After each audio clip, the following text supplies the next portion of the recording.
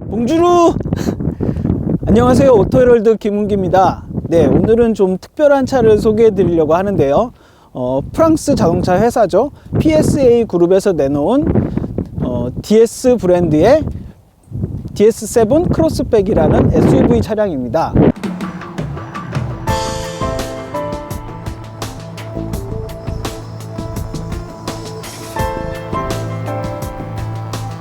네, 프랑스 하면은 샤넬과 루이비통의 나라로 잘 알려져 있죠. 근데 왜 그런 나라에서 기존에 고급차 브랜드를 안 내놨을까 하는 의문이 들 수도 있는데요. 그래서 그런지 이번에 새롭게 국내에도 출시했고 2017년도부터 DS 브랜드가 독립적으로 고급차 브랜드로 만들어졌습니다. 네, DS 브랜드는 2014년 6월에 독립을 했습니다. 그 이후에 프랑스에서 첫 단독 매장을 냈고요. 프랑스에 이어서 영국, 중국, 일본, 그리고 한국 순으로 단독 매장이 설립되어 있습니다. 보시는 DS 크로스백, DS7 크로스백은 C 세그먼트에 속하는 차량인데요. 국내로 따지면 스포티지와 소렌토의 중간급에 해당한다고 할 수 있어요. 그리고 휠 베이스만 놓고 보자면 스포티지보다는 소렌토 쪽에 조금 더 가까운 차량입니다.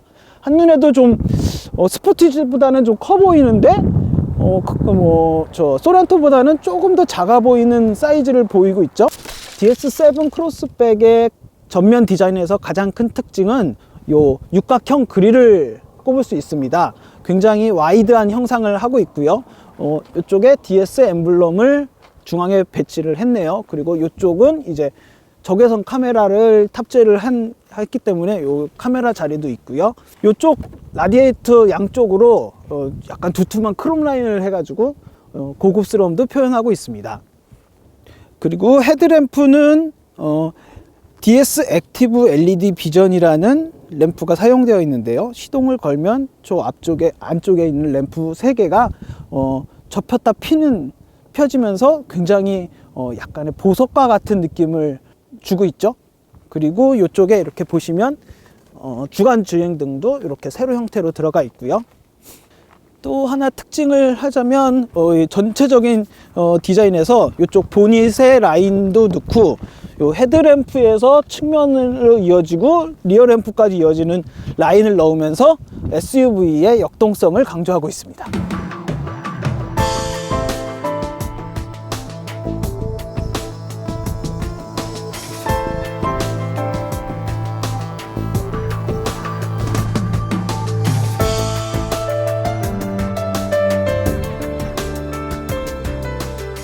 측면 디자인을 보면 우선 타이어는 굿이어에 235, 45R 20인치 타이어가 사용되었고요.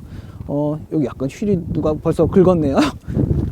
그리고 요 범퍼 쪽 휠 아치에도 이런 플라스틱 라인을 더하면서 SUV 같은 느낌을 많이 강조하고 있고요. A필러 라인은 약간 많이 기울어져 있죠. 그러면서 약간 유려한 디자인을 사용하고 있고요. 전체적인 실루엣이 측면 그 사이드 윈도우도 좀 조그맣게 만들고 짧게 만들고 라인을 되게 부드럽게 연결하면서 SUV지만 각진 형태보다는 부드러운 라인, 우아한 라인을 추구하고 있습니다. 그리고 보시면 이쪽 C필러가 굉장히 두껍게 만든 것도 좀 특징이라고 할 수 있겠네요. 보시면 디젤 차량이니까 이렇게 애드블루 넣는 구멍도 따로 있네요.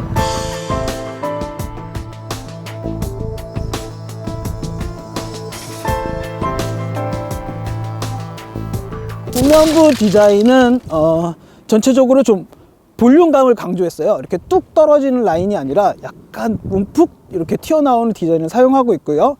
전면과 같이 테일램프 디자인도 굉장히 디테일한 면을 강조하고 있는데요. 이쪽 위에 불이 들어온 빨간색 불이 들어오는 데고요. 실제로 이제 불이 켜지면 굉장히 촘촘하게 그 빨간색 라인이 많이 들어간 모습을 찾아볼 수 있습니다. 그리고 하나 또 재밌는 부분은 요 약간 머플러처럼 보이게 한 디자인인데요. 실제로 머플러는 아니고 그냥 디자인만 고려된 범퍼라고 볼 수 있습니다. 실제 머플러는 저쪽 왼쪽 아래로 들어가 있죠. 트렁크는 보시면 예를 들어 이렇게 이것도 이렇게 딱 하고, 이제 이게 키거든요. 자, 여기 차키 모양인데, 차키는 뭐 그다지 고급스러워 보이진 않네요. 딱 이렇게 시동을 걸면 이렇게 라인이 점등되죠. 그리고 뒤쪽에서 이렇게 발을 하면, 오, 열리네. 자동으로 열리네. 이런 기능 좋죠. 이거 참 편리해요. 아, 이렇게 하면 자동으로 발을 대면 자동으로 잠기는 건가? 오, 혹시 부딪히면 이렇게 안전 좋네요. 이쪽에 이렇게 라인도 넣어가지고 큰 짐을 넣었다가 뺄 때 여기 혹시 긁히지 않게 이렇게 금속 재질 넣었고요. 여기 이렇게 스페어 타이어 공간도 따로 설치되어 있네요. 이렇게 하면 한 단으로 꺾여가지고 다른 짐을 이렇게 넣을 수도 있고요. 안쪽엔 이렇게 보시면 이쪽에 버튼이 있어요. 버튼이 하면 앞좌석이 자동으로 접히죠. 이쪽도 이렇게 해서 폴딩이 되는 스타일입니다. 큰 짐을 이렇게 안쪽으로 쉽게 넣을 수 있게. 저 볼 때는 이렇게 직접 아이고, 트렁크 공간이 뭐 이 정도면 준수한 편이라고 볼 수 있을 것 같네요.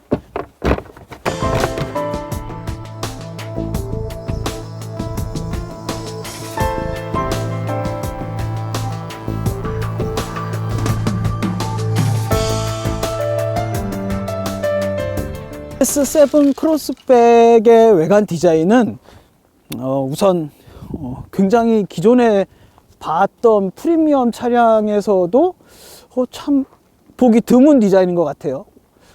기존의 DS 브랜드가 별도로 생기기 전에 국내에서도 이제 푸조 시트로엥 차량이 들어오면서 DS 차종들이 몇 종 있었죠.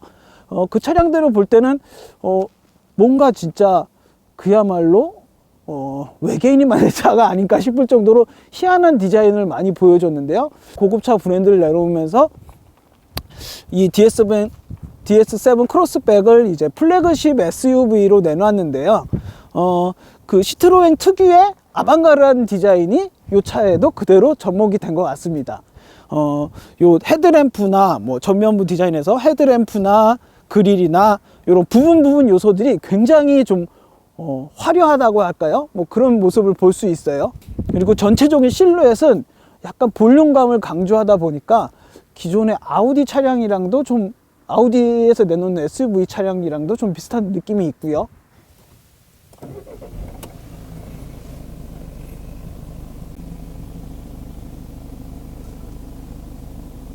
실내의 가장 큰 특징은 요 시계, 팝업식으로 작동하는 시계를 꼽을 수 있는데요. 아무래도 프리미엄 브랜드고 플래그십 모델이다 보니까 시계를 요 중앙에 배치했는데 시동을 껐다 키면 요게 요 팝업식으로 이렇게 들어가 있다가 딱 튀어나오는 형식을 취하고 있어요. 시계는 뭐 이 BRM이라는 약간 프랑스의 모터스포츠를 기반으로 한 시계 브랜드라고 하네요. 그리고 전반적으로 실내는 약간의 그 고무 재질의 느낌의 소재를 많이 사용했고요.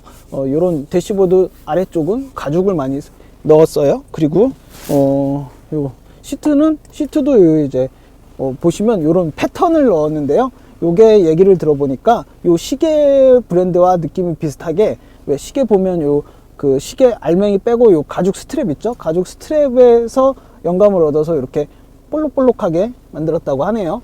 시트는 그리고 열선과 통풍을 앞자리는 제공을 하고 있고요.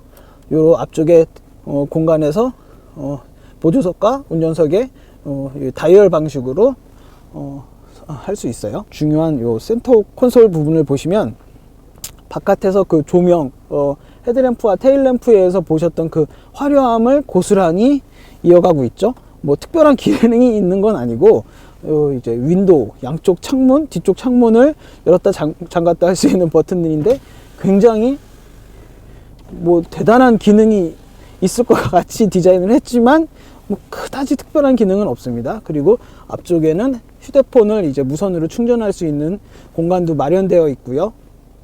드라이브 모드는 이쪽 보조석 쪽에 가깝게 만들어져 있는데 이건 좀 위치가 이쪽으로 바뀌어야 되지 않을까 하는 생각이 없지 않아 있네요. 그리고 이런 변속기 디자인은 기존의 푸조 차량 3008, 508에서 볼 수 있었던 그 모습을 띠고 있고요. 그리고 운전대는 디커 스티어링 휠이 적용되어 있죠. 차량의 역동성은 어느 정도 강조하고 있으니까 이런 디자인을 사용하고 있고요. 그리고 무엇보다 이 DS7 크로스백에서 가장 큰 특징은 요 12인치가 넘는 디지털 계기판을 꼽을 수 있을 것 같습니다. 굉장히 그래픽이 화려하고요. 저 운전자 취향에 따라서 한 5가지 모드를 변경하면서 이렇게 디자인을 고를 수가 있어요. 근데 생각보다 그렇게 디지털 계기판 디자인이 다채롭다고 할까요? 많은 정보를 주지는 못하고 있는 것 같습니다. 그런 부분은 좀 아쉽고요. 이런 송풍구 디자인 같은 경우도 일반적으로 밋밋하게 그냥 디자인할 수 있는데 이렇게 중간중간에 포인트를 넣으면서 뭔가 굉장히 눈에 띄는 디자인을 사용하고 있습니다. 컵홀더도 2개 마련되어 있고 이쪽에 보면 이렇게 수납 공간도 꽤 널찍하게 사용할 수 있습니다. 이 안쪽까지도 푹 파여 있고요. 그리고 뭐 우리가 흔히 테이크아웃점에서 많이 사용하는 이런 커피컵을 꽂을 때 양쪽에 이렇게 잡아주는, 안쪽으로 잡아주는 것들이 있어가지고 흔들리진 않을 것 같아요. 그런데 이제 좀 크기가 큰 텀블러 같은 경우는 아무래도 들어가는데 좀 제한이 있을 것 같네요. 보통 이게 양쪽에 있다 보면은 크기를 좀 달리해서 할 수도 있는데 그런 부분은 좀 아쉽네요. 그리고 또 한 가지 특징은 요쪽 안쪽에 보시면 뭐 약간 선글라스를 넣기에는 좀 작아 보이는데 요런 안경이나 뭐 선글라스를 넣을 수 있는 공간을 마련해 두었네요. 룸미러도 바깥에는 보통 많은 차들이 이렇게 테두리가 좀 두꺼운 걸 사용하고 있는데 얘는 이렇게 유리만 딱 들어가게 깔끔한 디자인을 넣어서 사용하고 있네요. 보시면 이 머리 윗 공간은 주먹 하나가 조금 더 넘게 들어가는 것 같아요. 주먹 하나에 손바닥 하나 정도. 근데 이제 시트 포지션이 SUV다 보니까 꽤 좀 높은 편이에요. 제가 지금 제일 낮게 해가지고 했는데도 조금 높다고 느껴질 정도의 시트 포지션을 갖고 있습니다. 뭐 이렇게 실내를 살펴보다 보니까 좀 아쉬운 면이 몇 가지 보이긴 하는데요. 플래그십 모델이고 SUV 차량이고 그러다 보면 이제 보통 요즘은 현대차에서도 일반 뭐 소형차에도 그렇고 최소한 팝업식 헤드업 디스플레이를 많이 넣는 편인데 이 차에는 그런 게 하나도 없네요. 그런 면을 보면 좀 아쉬운 것 같기도 하고요. 그리고 SUV 차량이면 이렇게 뭐 지형 반응에 따라 뭐 눈길 뭐 그런 뭐라고 하죠? 터레인 인스폰스라고 하나요? 뭐 그런 주행 모드에 따라서 달라지는 그거를 선택할 수 있는 뭐 그런 게 있었으면 좋겠는데 그런 기능도 없고요. 그냥 전륜 구동 기반으로만 작동하는 그런 건 좀 아쉬운 것 같아요. 오, 뭔데? 뒷자리가 또 눕혀지네. 있더라고. 오. 예, 이제 뒷자리에 앉았는데요. 일반적으로 이제 뒷자리는 이렇게 뒤에 앉으시면 뭐 착자감이 나쁘진 않네요. 운전석이랑 거의 동일하고요.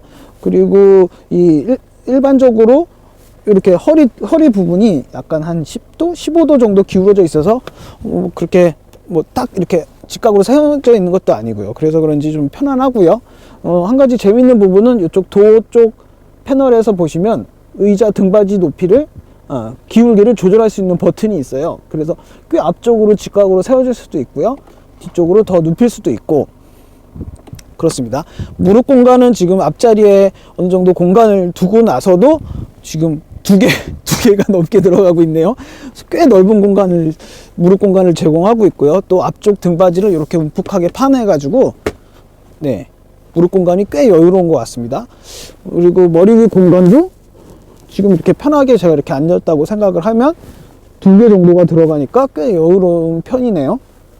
그리고 이쪽 안쪽에 뭐 센터 터널 자리도 이렇게 높이 올라와 있지 않기 때문에 가운데 앉더라도 뭐 전혀 큰 불편함을 못 느낄 것 같아요.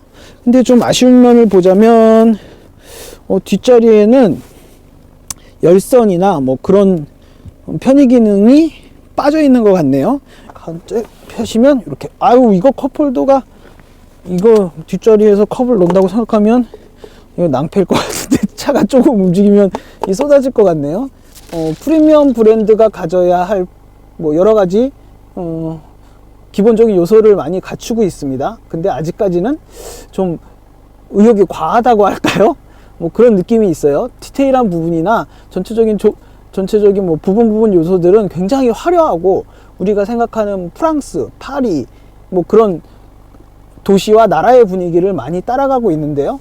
근데 이제 전체적인 조합이 아무래도 좀 앞으로 이제 역사를 좀 거듭하고 여러 모델을 내놔야지 좀 더 완성도가 있지 않을까, 뭐 그렇게 생각을 하게 되는 것 같습니다.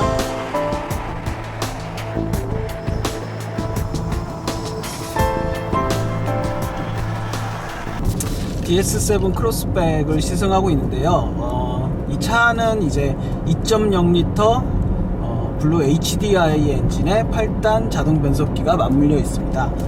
앞서 출시된 푸조의 3008이나 5008에도 동일한 파워트레인이 얹혀져 있죠. 최대 출력이 177마력이고요.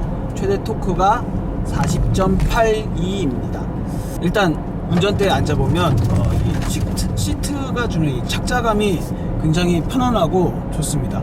그리고 이 핸들도 적당한 크기를 지니고 있고요. 뭐 그립감도 나쁘지 않고요. 이 차의 가장 큰 특징은 전방 5m에서 20m까지 노면을 차 스스로 파악해서 그에 맞는 서스펜션 강도를 자기가 스스로 조정하는 기능이 있어요. 그게 일명 액티브 스캔 서스펜션이라고 하는데요.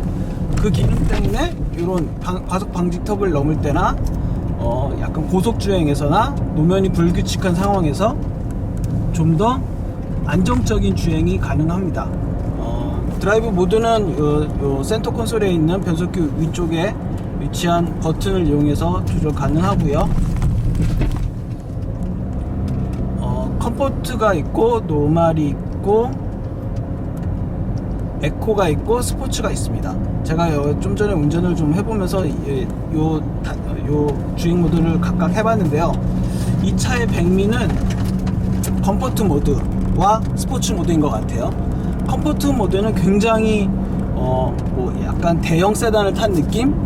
그 정도로 되게 부드러운 승차감을 제공하고 있고요. 스포츠 모드에서는 똑같은 패턴으로 주행을 하더라도 이 가속 페달에 조금만 밟아도 RPM이 쭉 상승하면서 2000rpm이 넘다 보면 이 차의 약간 그 다이나믹한 성능을 그대로 전달받을 수 있었습니다. 개인적으로는 컴포트 모드보다는 스포츠 모드가 마음에 들었던 것 같아요. 그리고 이 차는 지금 우리나라에 디젤 엔진만 들어와 있잖아요.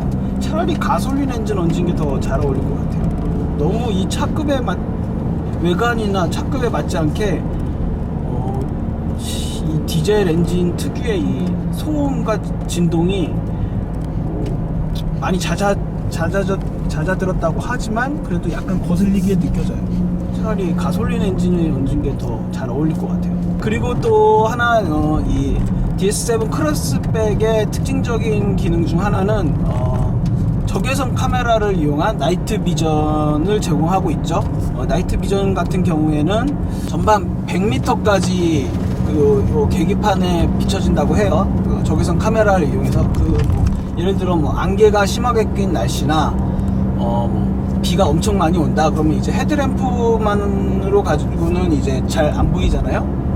그런 상황에서 이제 적외선 카메라를 이용하면 좀 더 명확하게 전방 시야를 파악할 수 있겠죠. 이거 보이시죠? 사용하기가 너무 불편해요. 이 차를 한 1년 이상 타시는 분들도 이 버튼을 안 보고 이렇게 감각으로 한다고 해도 좀 너무 불편해요. 처음 사용하는 사람은 이게 운전을 하다 보면 이 스포크에 가려서 아예 안 보이거든요. 그래서 사용하기가 너무 불편해요. 근데 아까 사용을 해보니까 좌우측 차선 잘 잡아주고 앞차와의 간격도 잡아주고, 예를 들면 제가 80km로 설정을 했는데 교통 속도가 70이면 자기가 스스로 70으로 이렇게 속도를 다운 시켜주는 기능도 있더라고요. 근데 다시 다운됐다가 원 상태로 복귀는 안 돼요.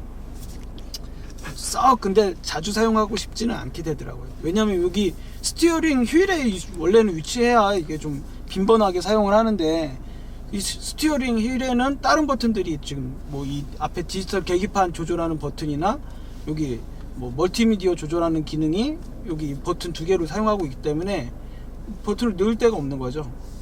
그래서 궁여지책으로 이쪽에 넣었는데 왜 이것도 왜 하필 왼쪽에 넣었는지 모르겠어요. 오른쪽에 넣어도 되는데 르노 삼성처럼.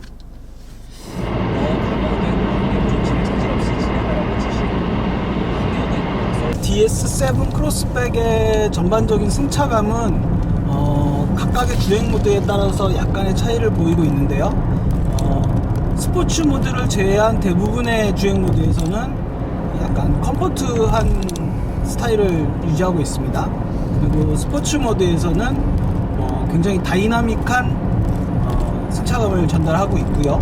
앞쪽에 맥퍼슨 스트럿을 쓰고 있고 뒤쪽에 멀티링크 서스펜션을 사용하고 있는데 고속 안정성도 어느 정도 받침이 되고요. 제가 직접 뒷자리에 앉아보지는 못했지만 뒷자리 승차감도 그닥 나쁘지 않을 것 같아요. 가속 페달의 반응은 아무래도 좀 토크가 2000rpm부터 발휘되는데요. 최대 토크가 2000rpm 이하에서는 약간의 그 변속 충격이 느껴져요. 변속 충격이 느껴지면서 아무래도 디젤 엔진이다 보니까 약간의 진동과 떨림이 따라오고요. 가속 페달은 생각보다 좀 가벼운 느낌이 있어요. 좀 묵직하게 밟아서 이 차체를 밀고 나가는 느낌보다는 살짝 밟으면서 느껴지는 그런 반응인데요.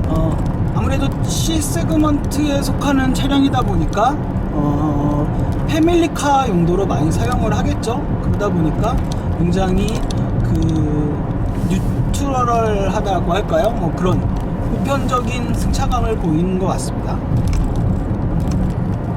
네, 지금까지 DS 브랜드의 플래그십 SUV 모델 DS7 크로스백을 시승했는데요.